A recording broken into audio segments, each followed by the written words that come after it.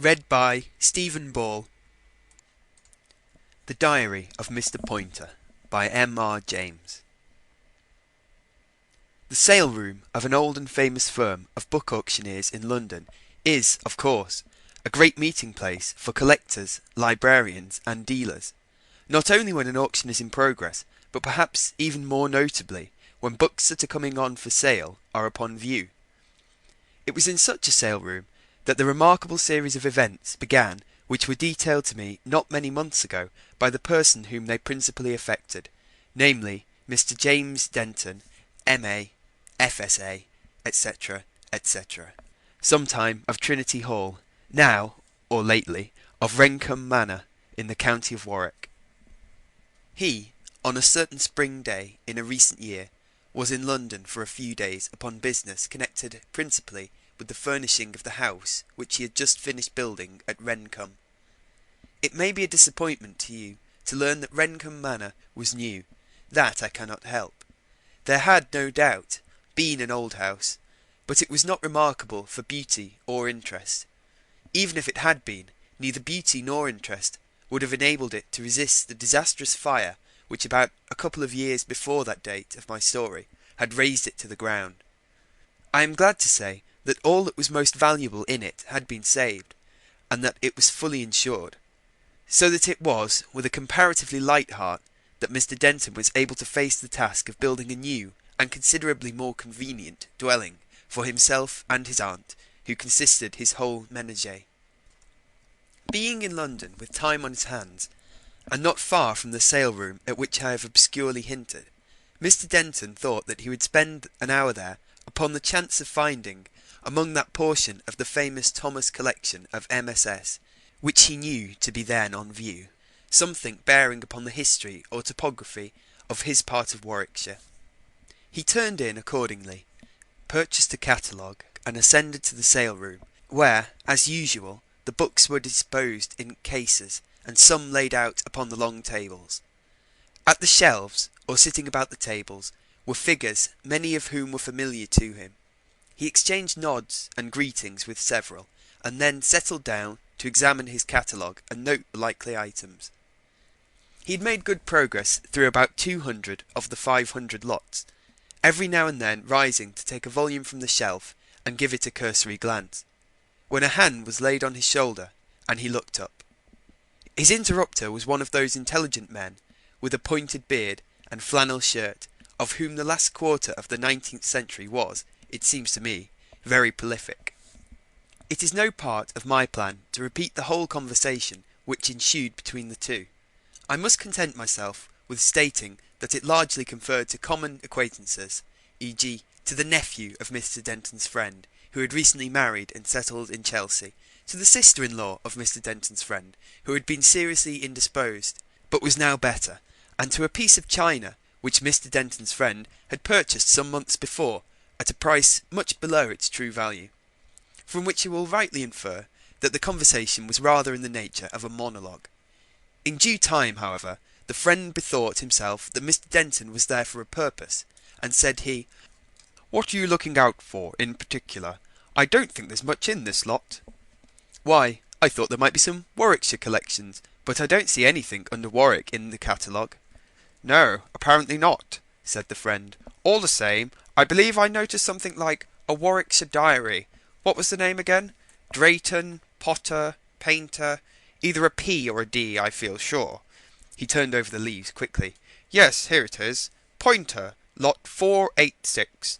That might interest you. There are the books, I think, out on the table. Someone has been looking at them. Well, I must be getting on. Good-bye. You'll look us up, won't you? Couldn't you come this afternoon? We've got a little music about 4. Well, then, when you're next in town." He went off. Mr. Denton looked at his watch, and found to his confusion that he could spare no more than a moment before retrieving his luggage and going for the train.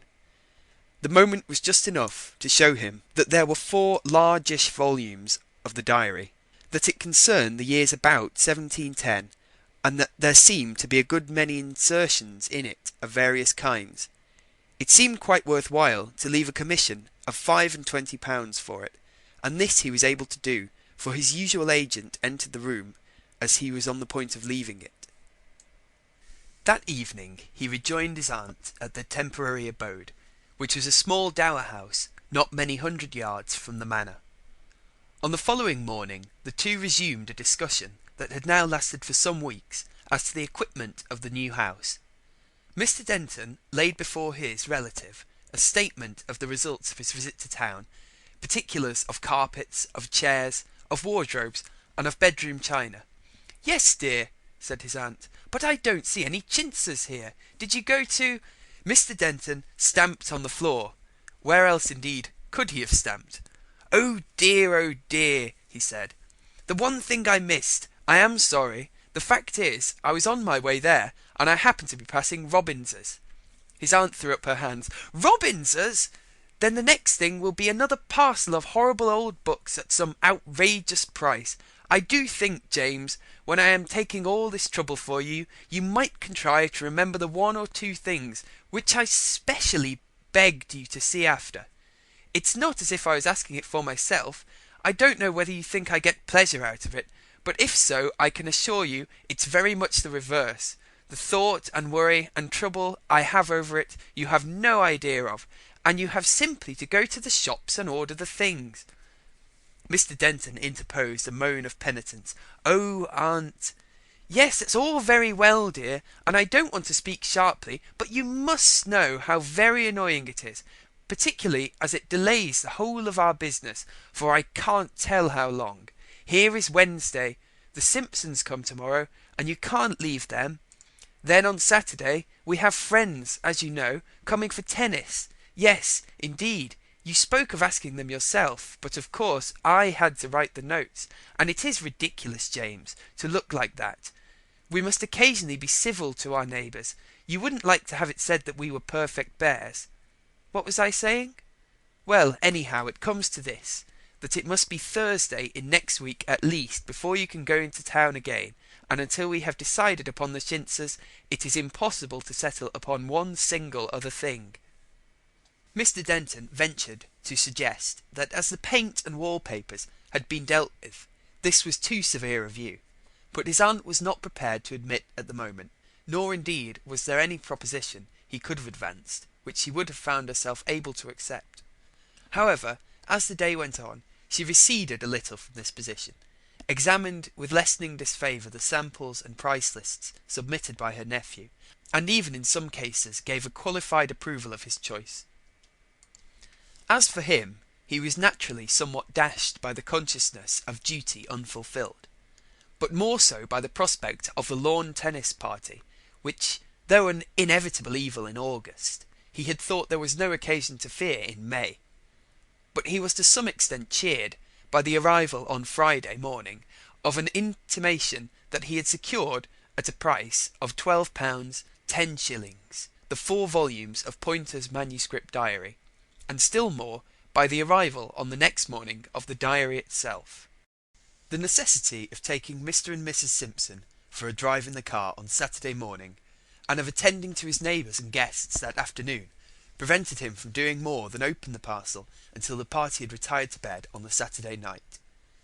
It was then that he made certain of the fact, which he had before only suspected, that he had indeed acquired the diary of Mr. William Poynter, Squire of Accrington, about 4 miles from his own parish, that same Poynter who was for a time a member of the circle of Oxford antiquaries, the centre of which was Thomas Hearne, and with whom Hearne seems ultimately to have quarrelled, a not uncommon episode in the career of that excellent man. As is the case with Hearne's own collections, the diary of Poynter contained a good many notes from printed books, descriptions of coins and other antiquities that had been brought to his notice, and drafts of letters on these subjects, besides the chronicle of everyday events. The description in the sale catalogue had given Mr. Denton no idea of the amount of interest which seemed to lie in the book, and he sat up reading in the first of the 4 volumes until a reprehensibly late hour. On the Sunday morning after church, his aunt came into the study, and was diverted from what she had been going to say to him by the sight of the 4 brown leather quartos on the table. "What are these?" she said suspiciously. "New, aren't they? Oh, Are these the things that made you forget about my chintzes? I thought so. Disgusting. What did you give for them, I should like to know? Over £10? James, it is really sinful. Well, if you have money to throw away on this kind of thing, there can be no reason why you should not subscribe, and subscribe handsomely, to my Anti-Vivisection League. There is not, indeed, James, and I shall be very seriously annoyed if... Who did you say wrote them? Oh, Mr. Poynter of Accrington. Well, of course there is some interest in getting together old papers about this neighbourhood, but £10! She picked up one of the volumes, not that which her nephew had been reading, and opened it at random, dashing it to the floor the next instant with a cry of disgust as an earwig fell from between the pages. Mr. Denton picked it up with a smothered expletive and said, "Poor book, I think you're rather hard on Mr. Poynter." "Was I, dear? I beg his pardon, but you know I cannot abide those horrid creatures. Let me see if I've done any mischief." "No, I think all's well. But look here, what you've opened him on." "Dear me, yes, to be sure. How very interesting. Do unpin it, James, and let me look at it." It was a piece of patterned stuff, about the size of a quarto page, to which it was fastened by an old-fashioned pin. James detached it and handed it to his aunt, carefully replacing the pin in the paper. Now, I do not know exactly what the fabric was, but it had a design printed upon it, which completely fascinated Miss Denton. She went into raptures over it, held it against the wall, made James do the same, that she might retire to contemplate it from a distance, then pored over it at close quarters, and ended her examination by expressing in the warmest terms her appreciation of the taste of the ancient Mr. Poynter, who had had the happy idea of preserving this sample in his diary. "It is the most charming pattern," she said, "and remarkable too. Look, James, how delightfully the lines ripple. It reminds one of hair very much, doesn't it? And then these knots of ribbon at intervals, they give just the relief of colour that is wanted. I wonder—" "I was going to say," said James with deference, "I wonder if it would cost much to have it copied for our curtains." "Copied? How could you have it copied, James?" "Well, I don't know the details, but I suppose that is a printed pattern, and that you could have a block cut from it in wood or metal." "Now really that is a capital idea, James. I am almost inclined to be glad that you forgot the chintzes on Wednesday. At any rate, I'll promise to forgive and forget if you get this lovely old thing copied. No one will have anything in the least like it, and mind, James, we won't allow it to be sold. Now I must go, and I've totally forgotten what it was I came in to say. Never mind, it'll keep." After his aunt had gone, James Denton devoted a few minutes to examining the pattern more closely than he had yet had the chance of doing. He was puzzled to think why it should have struck Miss Denton so forcibly. It seemed to him not specially remarkable or pretty. No doubt it was suitable enough for a curtain pattern. It ran in vertical bands, and there was some indication that these were intended to converge at the top. She was right, too, in thinking that these main bands resembled rippling, almost curling, tresses of hair. Well, the main thing was to find out by means of trade directories, or otherwise, what firm would undertake the reproduction of an old pattern of this kind. Not to delay the reader over this portion of the story, a list of likely names was made out, and Mr. Denton fixed a day for calling on them, or some of them, with his sample. The first 2 visits which he paid were unsuccessful, but there is luck in odd numbers. The firm in Bermondsey, which was the 3rd on his list, was accustomed to handling this line. The evidence that they were able to produce justified their being entrusted with the job. Our Mr. Cattle took a fervent personal interest in it. "It's heart-rending, isn't it, sir?" he said, "to picture the quantity of really lovely medieval stuff of this kind that lies well nigh unnoticed in many of our residential country houses, much of it in peril, I take it, of being cast aside as so much rubbish. What is it Shakespeare says? Unconsidered trifles. Ah, I often say he has a word for us all, sir. I say Shakespeare, but I'm well aware all don't hold with me there. I had something of an upset the other day when a gentleman came in, a titled man too he was, and I think he told me he'd wrote on the topic, and I happened to cite out something about Hercules and the painted cloth. Dear me, you never seen such a bother. But as to this, what you've kindly confided to us, it's a piece of work we should take real enthusiasm in achieving it out to the very best of our ability. What man has done, as I was observing only a few weeks back to another esteemed client, man can do, and in 3 to 4 weeks' time, all being well, we should hope to lay before you evidence to that effect, sir. Take the address, Mr. Higgins, if you please." Such was the general drift of Mr. Cattle's observations on the occasion of his first interview with Mr. Denton. About a month later, being advised that some samples were ready for his inspection, Mr. Denton met him again, and had, it seems, reason to be satisfied with the faithfulness of the reproduction of the design. It had been finished off at the top in accordance with the indication I mentioned, so that the vertical bands joined, but something still needed to be done in the way of matching the colour of the original. Mr. Cattle had suggestions of a technical kind to offer, with which I need not trouble you. He had also views as to the general desirability of the pattern, which were vaguely adverse. "You say you don't wish this to be supplied excepting to personal friends equipped with authorization from yourself, sir. It shall be done. I quite understand your wish to keep it exclusive. Lends a catch it, does it not, to the sweet, 'What's every man's,' it's been said, 'is no man's.'" "Do you think it would be popular if it were generally obtainable?" asked Mr. Denton. "I hardly think it, sir," said Cattle, pensively clasping his beard. "I hardly think it. Not popular. It wasn't popular with the man that cut the block, was it, Mr. Higgins? Did he find it a difficult job?"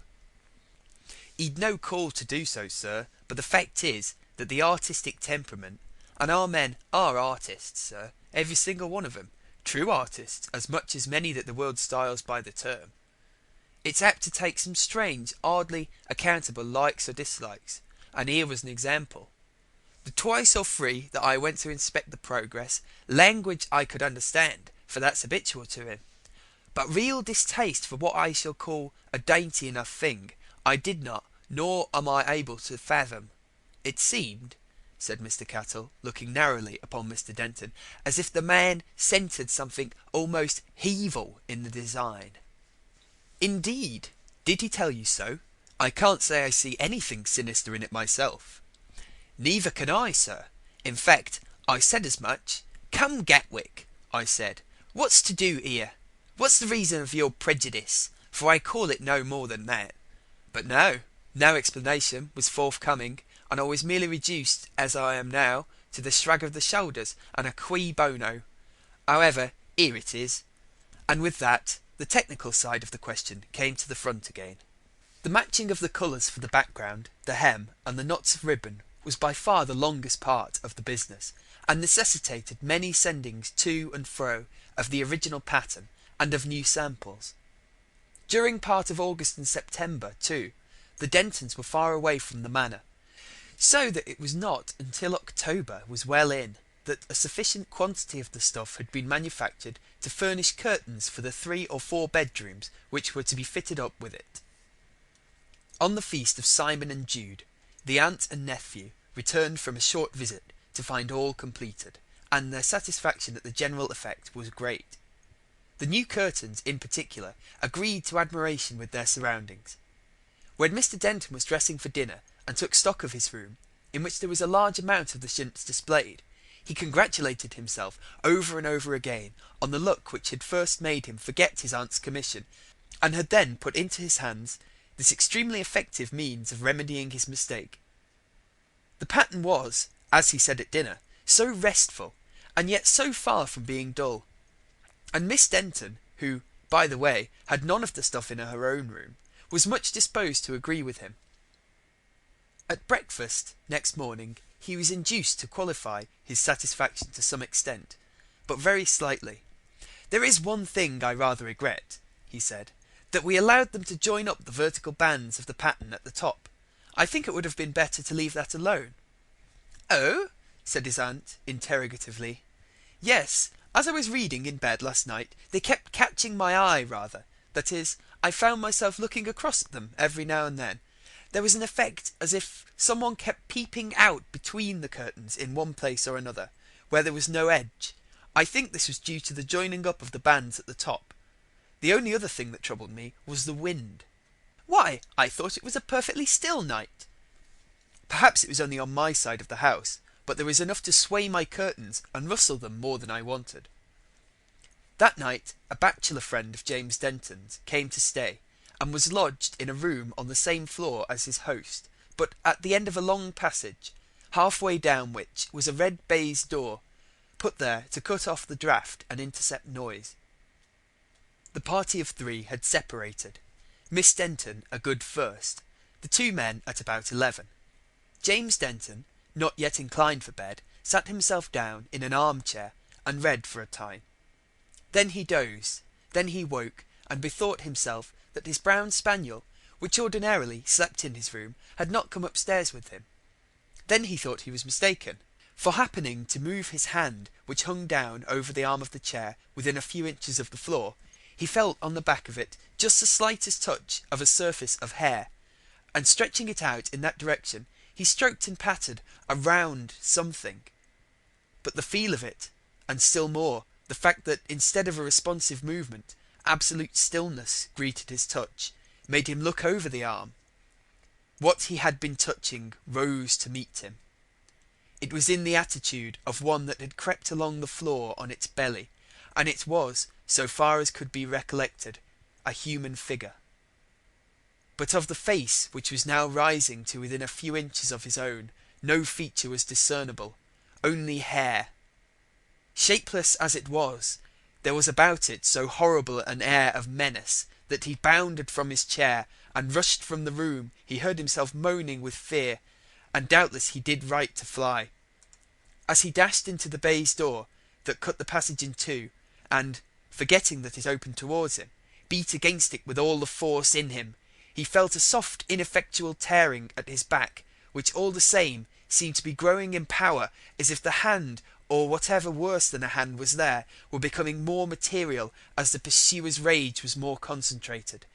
Then he remembered the trick of the door. He got it open, he shut it behind him, he gained his friend's room, and that is all we need to know. It seems curious that during all the time that had elapsed since the purchase of Poynter's diary, James Denton should not have sought an explanation of the presence of the pattern that had been pinned into it. Well, he read the diary through without finding it mentioned, and had concluded that there was nothing to be said. But on leaving Rencombe Manor, he did not know whether for good, as he naturally insisted upon doing on the day after experiencing the horror I have tried to put into words, he took the diary with him, and at his seaside lodgings he examined more narrowly the portion whence the pattern had been taken. What he remembered having suspected about it turned out to be correct. 2 or 3 leaves were pasted together, but written upon, as was patent when they were held up to the light. They yielded easily to steaming, for the paste had lost much of its strength, and they contained something relevant to the pattern. The entry was made in 1707. Old Mr. Casbury of Accrington told me this day much of young Sir Everard Charlett, whom he remembered commoner of University College, and thought was of the same family as Dr. Arthur Charlett, now master of Ye Col. This Charlett was a personable young gent, but a loose atheistical companion, and a great lifter, as they then called the hard drinkers, and for what I know do so now. He was noted and subject to several censures at different times for his extravagancies, and if the full history of his debaucheries had been known, no doubt would have been expelled Ye Col, supposing no interest had been employed on his behalf, of which Mr. Casbury had some suspicion. He was a very beautiful person, and constantly wore his own hair, which was very abundant, from which, and his loose way of living, the cant name for him was Absalom, and he was accustomed to say that indeed he believed he had shortened old David's days, meaning his father, Sir Job Charlett, an old worthy cavalier. Note that Mr. Casbury said that he remembers not the year of Sir Everard Charlett's death, but it was 1692 or 3. He died suddenly in October. Several lines describing his unpleasant habits and reputed delinquencies are omitted. Having seen him in such topping spirits the night before, Mr. Casbury was amazed when he learnt the death. He was found in the town ditch, the hair, as was said, plucked clean off his head. Most bells in Oxford rung out for him, being a nobleman, and he was buried next night in St. Peter's in the East. But 2 years after, being to be moved to his country estate by his successor, it was said the coffin, breaking by mischance, proved quite full of hair, which sounds fabulous, but yet I believe precedents are upon record, as in Dr. Pyatt's History of Staffordshire. His chambers afterwards stripped. Mr. Casbury came by part of the hangings of it, which 'twas said this Charlotte had designed expressly for a memorial of his hair, giving the fellow that drew it a lock to work by, and the piece which I have fastened in here was parcel of the same which Mr. Casbury gave to me. He said he believed there was a subtlety in the drawing, but had never discovered it himself, nor much liked to pore upon it. The money spent upon the curtains might as well have been thrown into the fire, as they were. Mr. Cattle's comment upon what he heard of the story took the form of a quotation from Shakespeare. You may guess it without difficulty. It began with the words, "There are more things." End of The Diary of Mr. Poynter by M. R. James.